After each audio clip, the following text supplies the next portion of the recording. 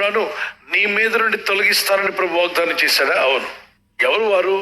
మానవ జాతిని ఏడ్పిస్తూ పీడిస్తున్నవి ఎవరు అంటే దురాత్మలు, చీకటి శక్తులు, అంధకార శక్తులు, ఆకాశంలో దురాత్మల స్వభావాన్ని కూడా రాయబడింది. ఎఫెసీ పత్రిక 6:12-13 ఆ పీడించే దురాత్మలు ఉన్నాయంటే అవును. మత్తయి సువార్త 4:24 అపవిత్రాత్మల చేత పీడించబడుచు ఉన్నారు అంటాడు. అపోస్తలుల కార్యం 10:38 దెయ్యముల చేత పీడించబడుచున్న వారిని ప్రభు విడిపించాడు. అంటే పీడించేవి కొన్ని ఉన్నాయా? ఎస్. అవి మనుషుల్ని పీడిస్తాయి, బాధ పెడతాయి, దుఃఖపరుస్తాయి, నిరుత్సాహపరుస్తాయి, నిన్ను ముందుకు వెళ్ళనివ్వకుండా వెనక్కి లాగేస్తూ ఉంటాయి, నువ్వు అభివృద్ధి పొందకుండా నీ అభివృద్ధిని అడ్డుకుంటూ ఉంటాయి, ఆటంకపరిచేటువంటివి. వేదన. ఈ వేదనలు వారి భుజాల మీద ఒక కాడిలాగా ఉన్నాయి. అది తెలియకుండానే చాలా మంది ఆ బరువు మోస్తూ తిరుగుతున్నారు. ఆ బరువును ప్రభు తీసేస్తా అంటున్నాడు.